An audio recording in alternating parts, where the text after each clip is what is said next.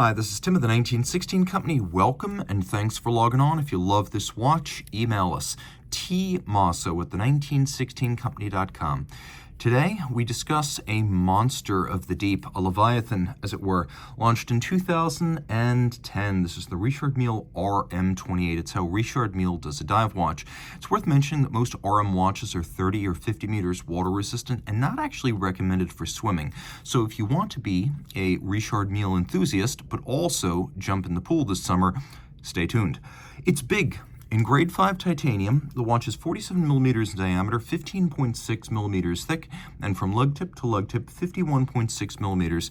Now you can see it does have a dramatically curved case back and strap, so we'll take a look at how this fits on my wrist, which is 16 centimeters circumference. My feel is that although it's physically secure, it's probably too big. So I would recommend your wrist be somewhere around 17, 18 centimeters circumference to wear this well.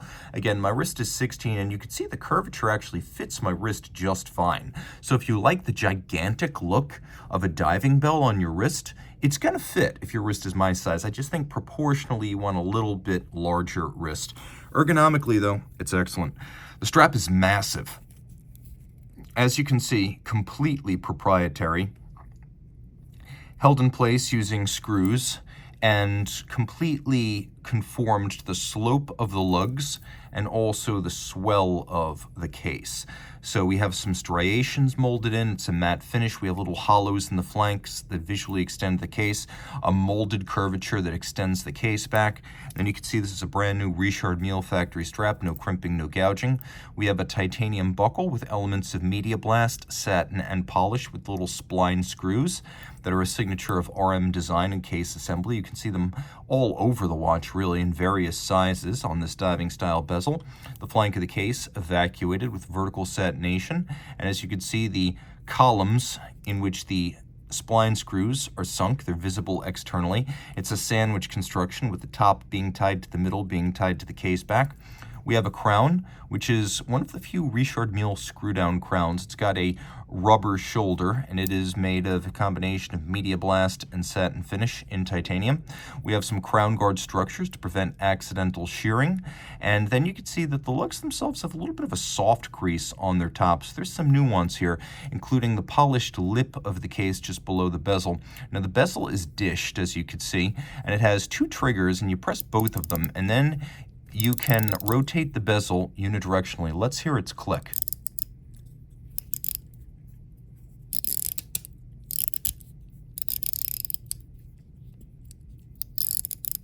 And that is the preferred method for setting it, using both thumbs at the same time. That's how it's intended to be set. It's a very vocal and mechanical feeling 60-click bezel, and this locking mechanism will unlock when you press both triggers, but it will still only move in a counterclockwise direction, so you cannot accidentally extend the dive. You can see the first 15 minutes of the dive feature red accents on the bezel, and then the hands on the dial include satination across their top with a polished Lancet-style counterweighted seconds handle. Let's take a look at the watch in the dark.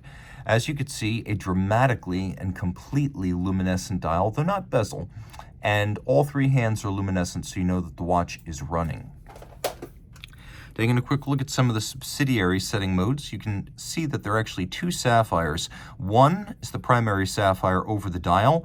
The other is actually below the hands, and all of the printed features, as well as applique of the indices, are on top of that second sapphire, which also bears the quarter Arabic numerals. If you look carefully, you can see there's a carbon fiber flange outboard with tiny Arabic numerals and little luminescent indices, and that carbon fiber flange holds those luminescent hour indices.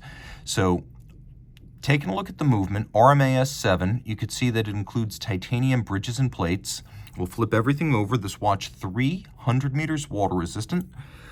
Before we go there, hacking seconds, and there is also a quick set date with the date visible down at 5 o'clock. Screw that crown back down to the reverse side now.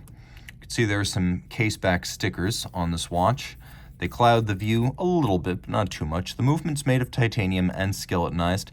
It is Velochet based, which means that it is based on a movement created by the movement arm of Parmigiani, though highly customized. The titanium bridges and plates skeletonized. That is an RM specification. Automatic winding with a 55-hour power reserve and twin barrels for a nice robust surge of torque and a flat plateau of torque and consistent amplitude of the balance throughout that 55-hour power reserve, the balance beating away at 4 hertz. You can see that the watch features a rotor that includes 2 white gold winglets, and they can be moved to change the winding efficiency of the movement here. So they can be moved to reduce winding efficiency if you're very active and you don't want to wear out the winding system. They can also be maximized to give you maximum winding efficiency if you're very sedentary like me during the day and you work in an office. So that's one of the advantages right there. And then there is a rubber elastomer between the mounting points of the movement and the case, so it has a high degree of shock resistance. 32 joules and adjusted in 5 positions. If you love this watch, reach out to Team Mosso at the 1916 Company for purchase and pricing details.